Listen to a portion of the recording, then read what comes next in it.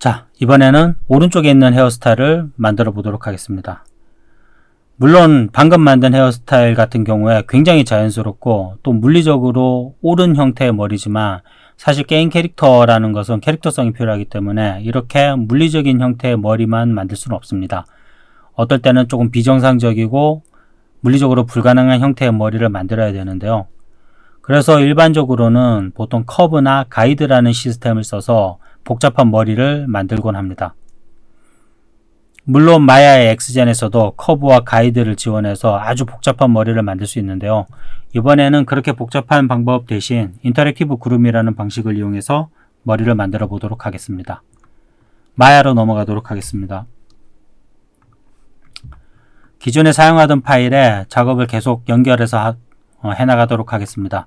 우선 기존에 이렇게 잘라냈던 작업을 날리기 위해서는 오른쪽 에디터에서 스컬프 모디파이어를 선택하시고 오른쪽 버튼 클릭해서 딜리트 하시면 됩니다. 그리고 수정을 하기 위해서 다시 디스크립션 선택하시고 애드 모디파이어 하셔서 스컬프 모디파이어를 추가합니다. 추가하시고 레이어에 에디트 모드가 활성화되어 있는 것을 확인하셨다면 이제 엑스젠에 있는 브러쉬들을 이용해서 머리카락을 조형하시면 됩니다. 두 가지 팁을 드릴 수 있는데요. 첫 번째는 초기에는 이 콤보 브러쉬와 그랩 브러쉬를 자주 사용하라는 것입니다. 콤보 브러쉬는 빗과 비슷합니다.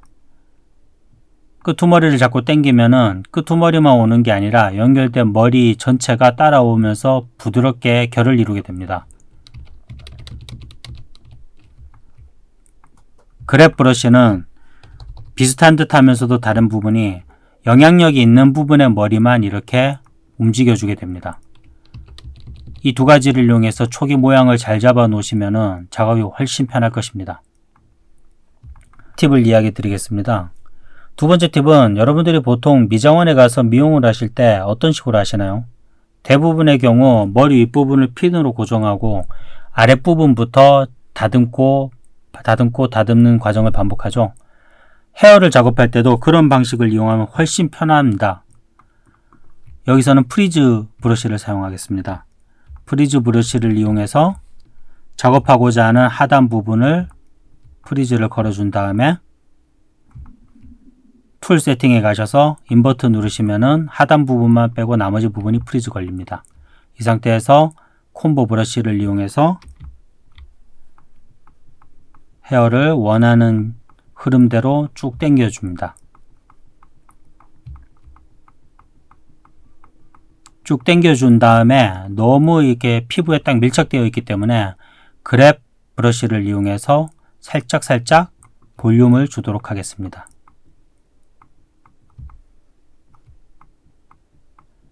이런 식으로 작업을 하니까 속도도 빨라지고 결과물도 좋아지더라고요. 그리고 종합적으로 이렇게 찌그러진 부분은 스무스 브러쉬를 이용해서 펴주도록 하겠습니다. 이 과정을 반복하면은 훨씬 복잡한 헤어를 만들기 좋습니다. 하지만 지금 그런 시간은 없기 때문에 미리 작업된 파일을 열어보도록 하겠습니다.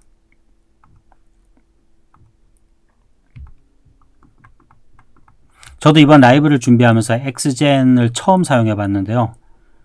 처음 사용해서 두세 번 정도 테스트했음에도 불구하고 어느 정도 손에 익어서 이 정도 헤어를 만드는데 20-30분 정도면 충분합니다.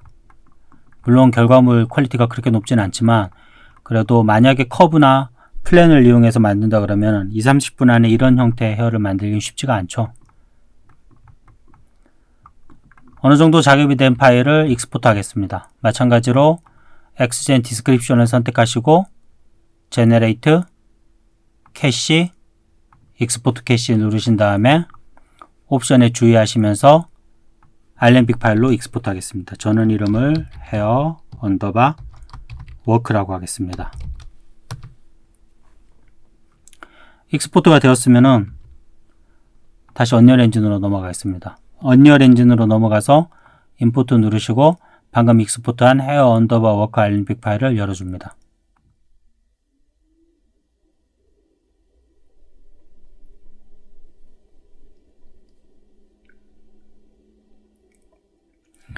완료되었습니다. 그러면은 아까 만들었던 블루프린트 클래스 안에 이 헤어로 교체하도록 하겠습니다. 뷰포트로 가셔서 그룹을 선택하시고 선택되어 있는 헤어컷 대신에 방금 임포트한 헤어워크를 선택하도록 하겠습니다. 헤어워크를 선택하시고 컴파일 저장하시고 레벨로 가서 실행하도록 하겠습니다. 어떠신가요? 마야에서 작업한 것과 비슷하긴 한데 뭔가 좀 머리카락에 힘이 빠지고 볼륨이 줄어든 것 같지 않으신가요? 예, 맞습니다. 마야에서 좀 볼륨감 있게 세팅을 하더라도 언리얼 엔진의 기본값으로 임포트를 하시면은 머리카락에 물리적인 속성을 띠기 때문에 이렇게 축 늘어지게 됩니다. 그러면은 원래 마야에서 만들었던 볼륨감을 유지하기 위해서 어떻게 하면 될까요? 예, 아까 얘기했던 밴드 스티프니스 값을 조절해 보도록 하겠습니다. 블루프린트 클래스를 선택하시고 오른쪽에 컴포넌트 창에서 나야가라를 선택하신 뒤에 밴드 스티프니스 옵션을 조절하도록 하겠습니다. 아까는 기본값 0.01에서 부드럽게 하기 위해서 0.001로 낮췄는데 이번에는 좀 더 빳빳해야 되니까 0.1로 올려보도록 하겠습니다. 0.1로 올리고 플레이하면 어떠신가요? 마야에서 만든 것처럼 조금 볼륨감 있게 나오죠. 하지만 움직여보면 문제가 있는 것을 알 수 있습니다. 어떤 문제가 있을까요? 예, 부드럽게 가닥가닥 움직이는 찰랑찰랑함이 없이 그냥 한 덩어리 진 모피처럼 움직이는 것을 볼 수 있습니다. 머리카락 가닥가닥이 빳빳해지면서 찰랑찰랑함이 없어지는 거죠. 이런 경우에 쓸 수 있는 옵션이 바로 밴드 스케일입니다. 밴드 스케일 옵션은 밴드 스티프니스와 함께 작동하는데요.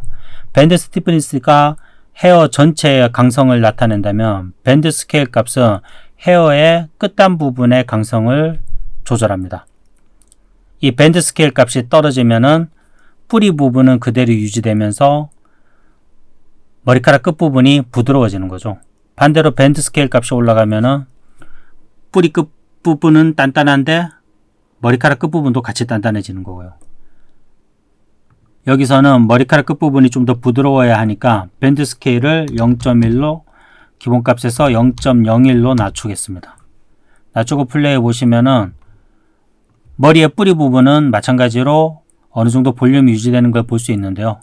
움직여 보시면은 머리 하단 부분을 이렇게 부드럽게 움직이는 것을 알 수 있습니다. 여러분들이 작업을 하시면서 가장 많이 쓸 옵션이 제가 볼 때는 이 밴드 스케일과 밴드 스티프니스입니다. 이 두 가지 옵션을 잘 섞으면은 다양한 머리의 어떤 형상과 형태를 만들 수 있을 것이라고 생각합니다. 플레이해 보시면은 레퍼런스와 비슷한 결과물을 얻을 수 있습니다. 생각보다 쉽게 사실적인 헤어를 만들 수 있는 것을 알 수 있습니다. 물론 높은 퀄리티를 내기 위해서는 많은 시간과 DCC 툴에 대한 숙달이 필요합니다. 하지만 시작이 반이란 말이 있듯이 이렇게 쉽고 간단하게 헤어를 제작할 수 있는 환경이 이미 언리얼 엔진을 통해 제공되고 있다는 것을 잊지 마시고 꼭 한번 해보시면 좋겠습니다. 결국 리얼리스틱 캐릭터든 애니메이션 스타일의 캐릭터든 헤어 제작 방식의 기준이 스트랜드 기반으로 바뀌어 나갈 것은 자명하기 때문이죠. 오늘 라이브는 여기까지입니다. 감사합니다.